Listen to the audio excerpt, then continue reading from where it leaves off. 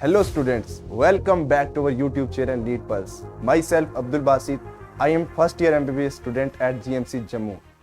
तो चलिए आज जो हमारा टॉपिक रहेगा वो आप ये रहेगा कि best plan for physics in जो मंथ्स बचे हुए हैं हमारा क्या प्लान रहना चाहिए, फिजिक्स को कैसे कवर करें। और दूसरी बात मैं ये बता देता हूँ कि जो प्लान दिया है ये मेरे फ्रेंड है जिनके 160 प्लस नंबर थे। ये प्लान बाय जैद भाई उन्होंने दिया और स्पेशली उन्होंने बोला कि स्टूडेंट को ये पूरा प्लान आप बताएं।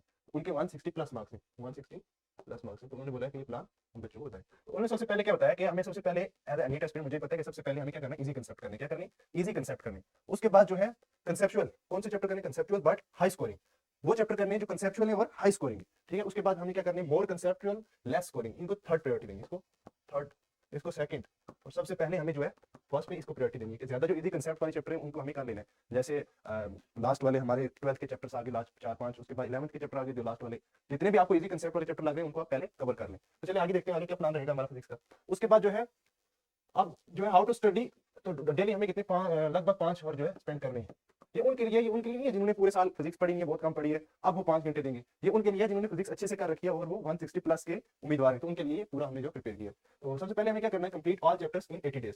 हमारे जो आगे नेक्स्ट 80 डेज हैं इनमें हमें जो है कंप्लीट करना है पूरे चैप्टर्स को, ठीक है। उसके बाद डू मल्टीपल टाइम रिवीजन, और उनको हमें मल्टीपल टाइम रिवीजन करनी है, यानी कि एक बार हमने रिवीजन कर ली और फिजिक्स को फिर 2 महीने बाद कर रहे हैं, नीट से पहले कर रहे हैं, नहीं, हमें अब जब हमने चैप्टर पकड़ा हुआ उसको कंप्लीट करें, जो दूसरे चैप्टर उसको पकड़ने, रिवीजन मल्टीपल टाइम्स करते हैं, उससे आपको क्या कंसेप्ट जो है आपके इजी से बिल्ड हो जाएंगे। उसके बाद क्या है, हमें मोर एंड मोर जो है क्वेश्चन प्रैक्टिस करनी है। फिजिक्स का तो आप सबको पता है कि क्वेश्चन प्रैक्टिस आपको करनी ही पड़ेगी। क्वेश्चन प्रैक्टिस तो बैकबोन है फिजिक्स की, इसको मानते हैं बैकबोन है।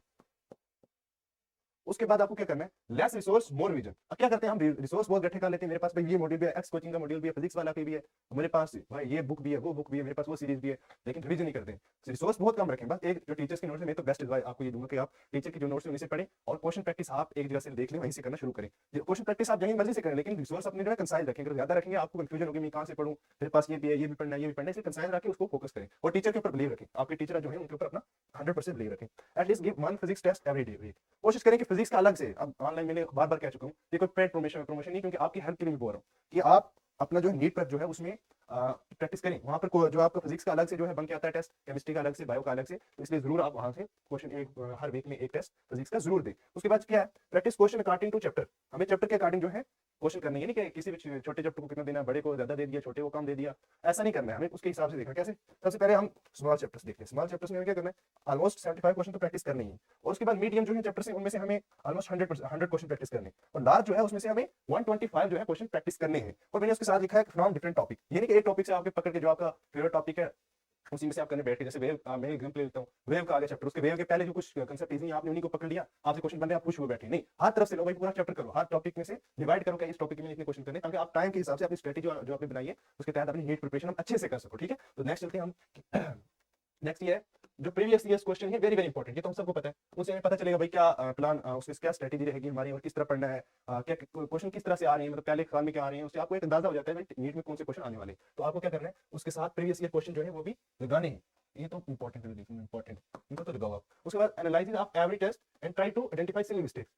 एनालाइज क्या करते हैं, एनालिसिस करना है भाई, एनालिसिस नहीं करोगे तो आपको कैसा पता चलेगा आपके टेस्ट में क्या जा रहा है, आपकी कहां गलतियां हो रही हैं। हम क्या करते हैं, टेस्ट देके आ जाते हैं तो फिर शुरू कर देते हैं उसको एनालाइज किए बिना। सबसे बड़ी गलती है कि बिना एनालाइज किए आप जो है फिर शुरू हो गए, नहीं, एनालाइज करो। सिली मिस्टेक्स हम बहुत करते हैं, सिली मिस्टेक बहुत सबसे इंपॉर्टेंट चीज है, इंपॉर्टेंट।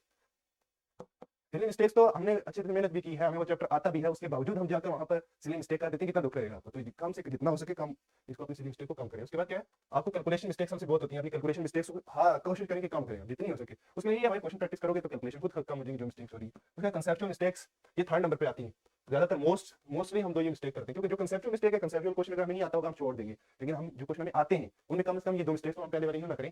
तो ये आपको ध्यान रखना है कि इन दोनों को आपसे कोशिश करनी है कि ये कम से कम हमसे 2 मिस्टेक्स हो। उसके बाद क्या है, अगर आपके 85 क्वेश्चन जो है वो करेक्ट है इन चैप्टर, किसी चैप्टर ने आपने किसी फॉर एग्जांपल आपने एक चैप्टर में से 100 क्वेश्चन लगाए, उसमें 85 क्वेश्चन आपके ठीक आ रहे हैं उस चैप्टर के, फिर आप आगे बढ़ जाए, फिर उसके ऊपर बैठे आप ये मान लें कि मेरा क्वेश्चन अच्छा है, मैंने लिखा भी हुआ है कि ये अच्छा है, गुड है, good in that chapter, you are good in that chapter. उसके बाद क्या है, अगर 70 से 80% करेक्ट है then you should study some topic. अगर आपके इतने हैं तो फिर आप देख लें दोबारा, थोड़ा बहुत जो आप जहाँ से लैग कर रहे हैं तो उसको आप कवर कर लें, ठीक है। उसके बाद अगर 70% से कम है तो फिर आप उस चैप्टर को मोर एंड मोर स्टडी करना है, फिर उसको दोबारा आप वन शॉट देख सकते हैं। आप अगर कोई टॉपिक में से क्वेश्चन बार बार गलत हो रहा है, आप ये ना करें कि उसी को बैठ के, हो सकता है आपको कंसेप्ट आपका जो वीक रह गया हो उसको आप स्ट्रॉन्ग करें। वो कैसे होगा, वन शॉट देखें, आज यूट्यूब के ऊपर बड़े पड़े हैं टीचर के, जिससे आपको समझ आती है अच्छी तरीके से, आप उसके वन शॉट देखें। उसके बाद देखते हैं उसके बाद जो है सबसे इंपॉर्टेंट चीज जो मैं आपको बताना चाहता हूँ फिजिक्स के लिए जो है की है, फिजिक्स के लिए चीज की है, और वो मैंने आपके लिए लिखा हुआ है यहाँ पर। वो ये क्या की है, do revision in last 20 days by method 1:2।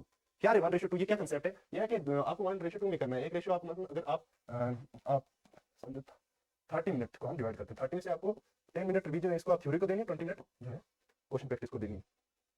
ये अपने आप में क्या करना है, ये वाला फॉलो करना है। 1:2 वाला जो हमारा कंसेप्ट है ये बहुत जबरदस्त है, इसको आप फॉलो करें। उम्मीद है कि आपको इससे हेल्प मिली होगी, और अगर आपको कोई डाउट आता है, कोई प्रॉब्लम है, तो आप जरूर हमें हमारा नीट पल्स इंस्टाग्राम पेज है उसके ऊपर मैसेज करें, हम जरूर आपका हेल्प करेंगे जितना हो सके। और इसी तरह की वीडियोस को देखने के लिए जो अपनी प्रिपरेशन को बूस्ट कर सकें, तो हमारे चैनल को जरूर सब्सक्राइब करें, तो आप इससे अपनी प्रिपरेशन को जारी रखें, और मुझे उम्मीद है कि आप इस पर सिलेक्शन लेके आएंगे। Thank you.